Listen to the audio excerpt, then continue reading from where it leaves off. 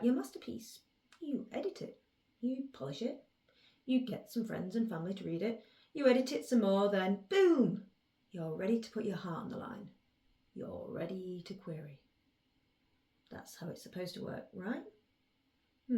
Maybe. It didn't quite work like that for me, but I'll talk about my own journey shortly. First, I'm going to talk about what a query is, just in case there are any in the audience who aren't yet fully immersed into the world of publishing. My querying journey started way back in 2010. I wrote my first novel while bored at work, and as soon as I'd finished, I became deluded into thinking that I could get it professionally published.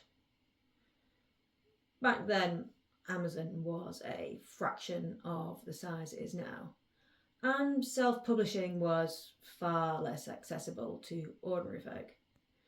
So, if I wanted to get my book to market, I thought the only way to do that was to persuade a publisher to take on my work. And to do that, you need to query. I didn't have a clue about where to start at first. So I did a bit of research and I found out. And now, a decade and a half since I sent out my first query, I like to think I have at least some idea about the world of querying. As with lots of things you're very familiar with, it's easy to forget that there are some people out there who don't know an awful lot about your area of expertise. So here's a quick run through of what querying is and what it involves. Right, well, it's basically just where you pitch a novel to someone, usually either a literary agent or a publisher. Most agents and publishers want a similar package, which usually involves the first 3 chapters of your manuscript, a synopsis and a query letter. I guess the first 3 chapters and synopsis are pretty self-explanatory, but that query letter, what does that include? Well, it's basically just your opportunity to catch the attention of a literary agent or a publisher. You open with a bit about your book and what you're after, i.e. representation or publishing. Then you give a quick blurb, the kind you'd see on the back cover of any novel. Then you mention some comparable titles. Then you wrap up with a bit about you, including any writing credentials you have, like winning prizes for writing, previously published books, or other writing successes. And all of this should fit neatly onto one page. Sounds simple enough, right? Well, it is. If you finish a novel, putting your query package together is pretty straightforward. But getting a positive reply? That's a whole other ballgame. Before you even think about sending your query package anywhere, you have to work out who to send it to. Literary agents or publishers. Some publishers let you query them direct. These tend to be the smaller ones. They also tend to want slightly more bespoke query packages.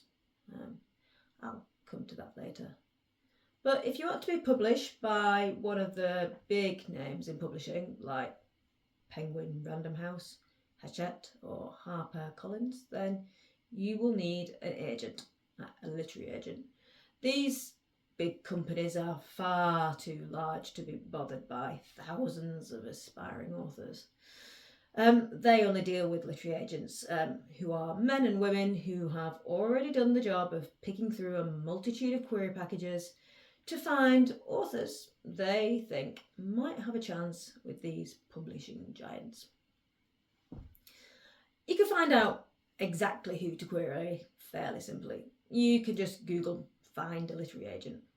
This can work.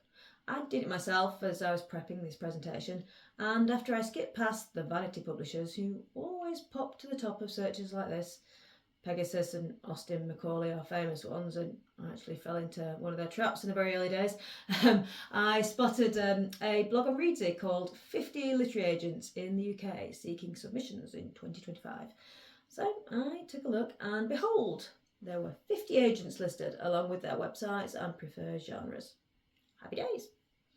There's also sites like Query Tracker and Manuscript Wishlist, which are great for finding reams and reams of agents. So you can see zillions of agents, but which one do you choose? That's a tricky one to answer. There's a few approaches you can take. You can read their bios on their websites, and based on that detail alone, you may well be able to decide if a particular agent is worth a punt. You can also find their Twitter account, their Instagram, their Facebook page. You can read their blogs and every post they stick online until you know their cat's favourite food and the make of car they drive. Then, once you've done that, you can do an in-depth analysis of their personal preferences, attributes, character traits, and try to use some kind of pseudoscience to decide if this person is absolutely perfect for your book. You could do the latter, but it would be a tad creepy and probably a waste of your time. Personally, I tend to go with the former approach. Check out their bios, make sure they are after your genre and that there's no red flags that clash with your novel. For example, if they say they love fantasy but are not interested in anything with chosen one tropes, then your Harry Potter ripoff is probably not for them.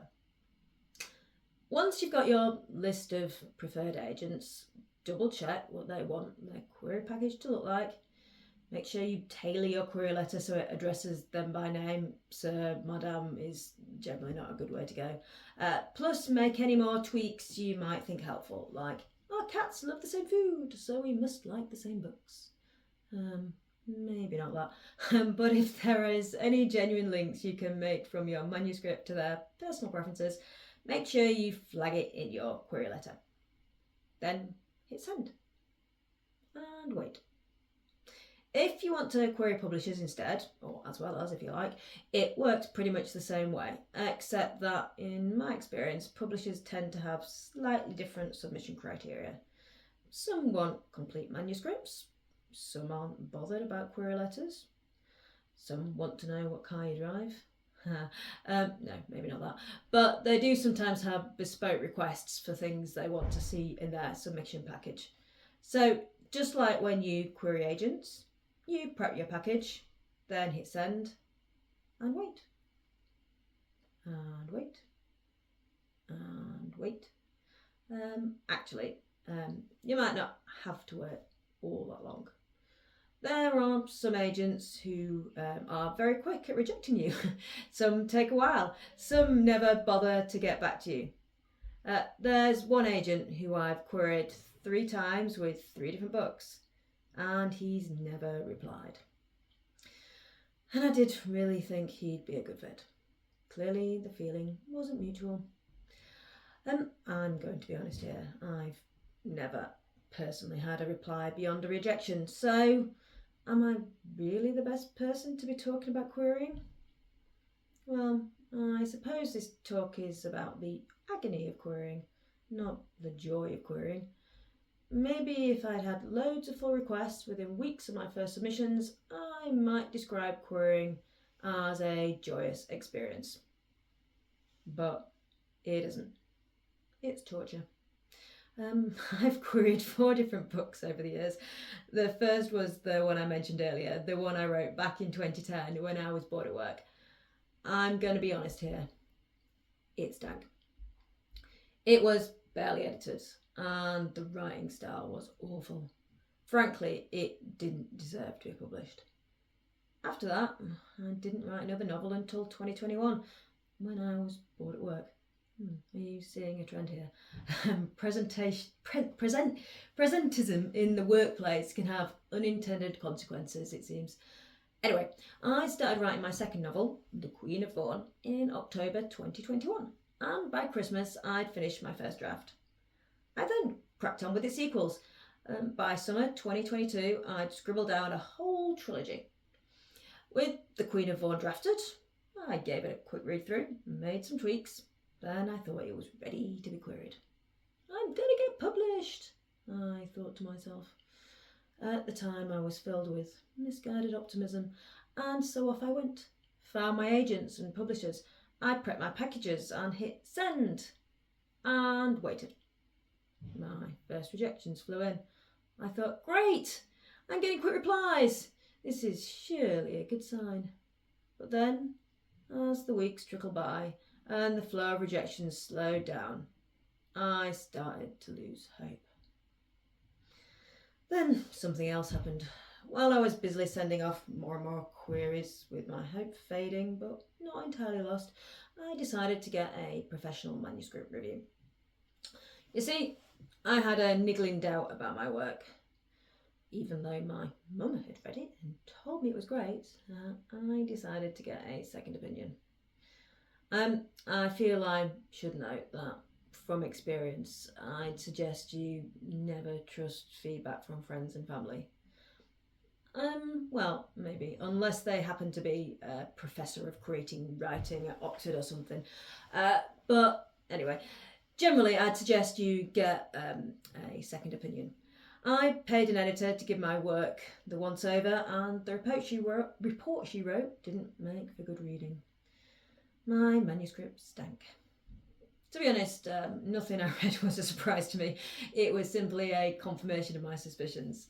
I'm much better at trusting my gut these days as a result. Anyway, perhaps needless to say, when I read that, I ceased querying, and I did the obvious thing. I wrote the sequel trilogy. My first trilogy was parked in the garage of despair. It was in need of so many repairs, I just couldn't face it right then. So I whacked a cover over it and hid it away while I worked on something else. And so the Offspring trilogy was born. Set 20 years after the Homecoming trilogy, I deliberately wrote this one, so if you read it first, it would still make sense. Think Star Wars episodes 4, 5 and 6. And just a couple of months after I'd finished the first book in this second trilogy, I started querying it. Do I never learn? Eventually maybe, but on this occasion it seemed not. Another not quite polished book was sent out into the quagmire of queries to be trampled under the feet of agents. That little round of querying didn't last very long. I gave up on the idea of the traditional publishing route for that particular book pretty quickly, to be honest. I decided I'd self-publish that trilogy instead. Then I'd revise my first one later, polish it until it shone, and after that have another go at attracting the attention of someone in the industry. You see, it was now a long time since 2010 when I submitted my very first queries, and thanks to the joy of the internet, self-publishing is way more accessible than it was. Anyway, for the time being, querying was parked, and I switched my focus to finishing my second trilogy. I finished drafting it, I edited it, I got more friends and family to read it. Hopefully I shouldn't have to remind you again not to bother doing this. They either lie or don't know what they're talking about in my experience. But after they'd read it and told me their thoughts, I edited it some more, then got a pro editor to do a line and copy edit, which is basically where they tidy up your sentences and correct your grammar, and I published. The General Sun, the first book in my second trilogy, was out in March 2023. Its sequel, The Queen's Daughter, was out 6 weeks later. And the third book in my second trilogy, The Prince's Nephew, was out 6 weeks after that. It was summer 2023. My second trilogy was out. I was selling copies on Amazon. A few. Not quite as many as I'd hoped. And as I tried a variety of marketing methods to sell my books, concurrently, I started work on fixing the Queen of Vorn. Remember that first trilogy I'd parked? Well, I got it out of the garage, took out my spanners, chopped it and changed it, rearranged it and rewrote bits. I edited it and polished it until I thought I had a great book. Then I started querying again. This time, I was going to have success. This time, I had a really good book. This time, I knew what I was doing with querying. I knew how to write a decent query letter. I knew which agents and publishers to target. I knew that if I just queried enough people, someone would want to take on my book. I was wrong. Again. I didn't get a single bite. I can speculate why this was. It could have been because my books fuse genres. I blend a dash of sci-fi into my fantasy, so the story didn't fit into the kind of neat little box that some publishers like. It could have been that my story wasn't as good as I thought. Maybe my writing style wasn't that great, or maybe I just never landed on the right desk. I don't know. But it seemed no one in the industry wanted to take on this book. Meanwhile, sales of my second trilogy were dwindling. Now what? Before I continue with my story, it might be helpful if I gave a little recap on my writing journey up until early last year. Late in 2021, I wrote The Queen of Vorn.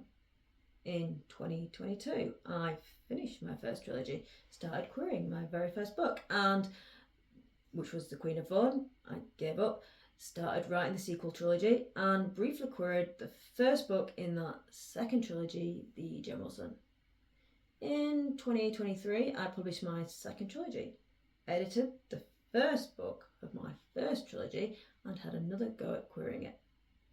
By early 2024, I'd still not got any positive replies to my queries. So I'd pretty much given up, and while my second trilogy was published, my first one still lingered on my hard drive, backed up in cloud storage of course. And there I was, with a published trilogy with disappointing sales, and another one that didn't seem to be going anywhere. I concluded that if my books weren't selling, either the marketing was bad or the story was bad, or both. It was probably both, in fairness. Okay, maybe I'm being a bit harsh on myself. The books I published actually got pretty decent reviews on Amazon from real strangers who I didn't even have to pay or bribe. Some people read all 3 books and loved books 2 and 3 even more than the first. But there were quite a lot who didn't get past book 1. My read-through figures weren't great. I was starting to suspect there were problems with the first book, so I hired another pro to give my manuscript the once over. A short while later, I got her report back, and it confirmed my suspicions. The General Sun needed work. That decided it for me. I'd unpublished the lot, and I came up with a new strategy. I'd do a load more work on the first trilogy, plus some work on the second one too, especially The General Sun. Then I'd release all 6 books in order. The Queen of Vorn got another manuscript review. The report I got back this time wasn't nearly as critical as the first, but it did still have a lot of developmental points. Based on this feedback, I did another heavy edit.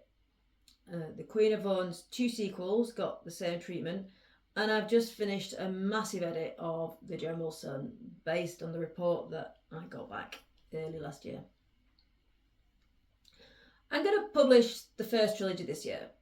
These books are already available for pre-order on Amazon. The second trilogy will be out next year. You can see the covers of all these lovely books behind me. But what about querying? Have I given up? Nope. You see, not long after I gave up on querying The Queen of Vorn, with a view to self-publish it, for the second time, I wrote another novel. I wrote this particular novel as the first in a whole new series set in a whole other world. Unlike previous books I'd written, I wrote this novel with one eye on the traditional publishing market.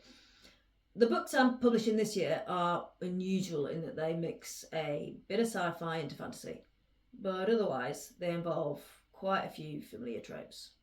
There's a long-lost heir to the throne. They are set in a pseudo-medieval setting, and there's an evil queen.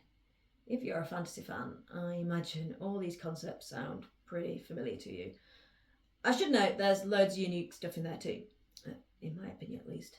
but I wondered if my stories weren't quite unconventional enough to appeal to the wider market. So I tried to write something a little different. My latest novel is called Magic Breakers. This one is pure fantasy, so it fits in a neat little box. I tried to make it original enough to stand out from the crowd without being too radical. I've created a unique setting and a trope I'd not come across before. I have a society where women are dominant and men are suppressed. I wanted to turn the whole Lord of the Rings style patriarchy on its head. And into this world, I sent an ordinary girl from modern Earth, who is from a less than perfect background.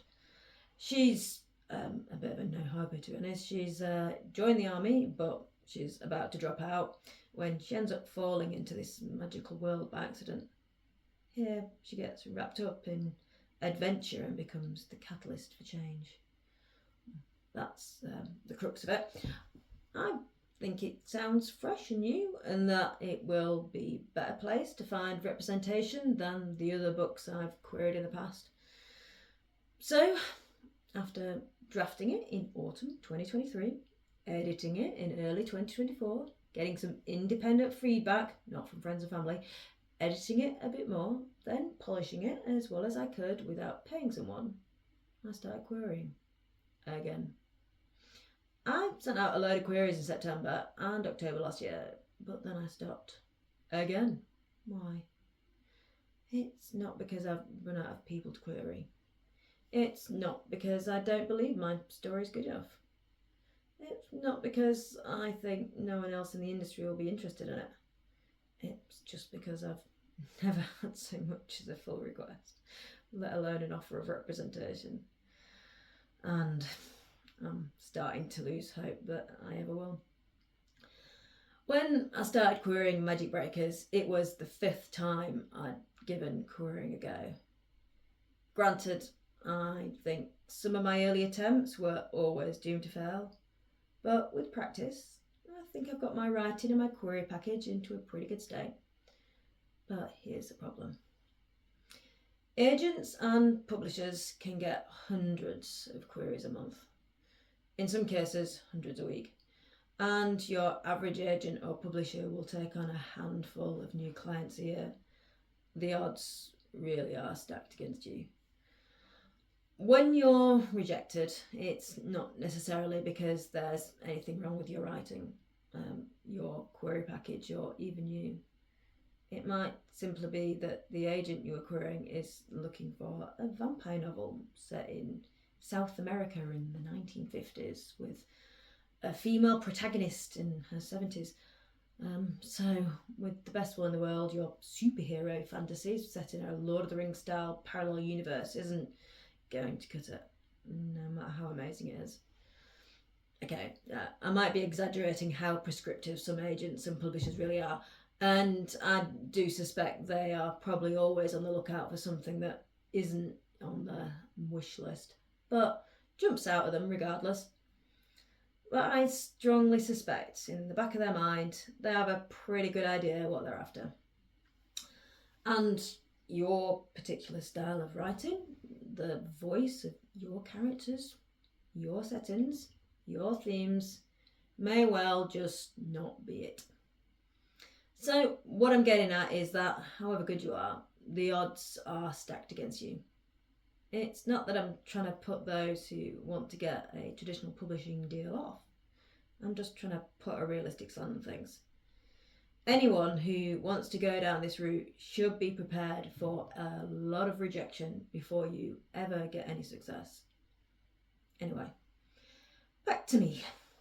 Where does it leave my own aspirations for a traditional publishing deal? Despite me being very pragmatic about the odds, I actually would still quite like to sign with a traditional publisher. Not with the 2 trilogies that I'm about to publish. At this stage, I'd put far too much of my own time, money and soul into these books to let someone else reap the bulk of the rewards of my hard work, but I do still hope to get a deal with Magic Breakers. Why? Because I think it will be good to work with the team from a big publisher. to get some critical feedback with the market in mind, to have the chance to work with industry experts who have a far better idea of how to sell books than me. Heck, I admit it, I'd also really love to sit and sign books for queues of people. That's a tricky thing to achieve as an indie writer. So I will have another go at querying, just after I've got the 2 trilogies and the Gallantrian Legacy online first. How long will I persevere this time before I give up? I'm not sure. At the end of the day, querying is agony, and there's only so much pain I can take.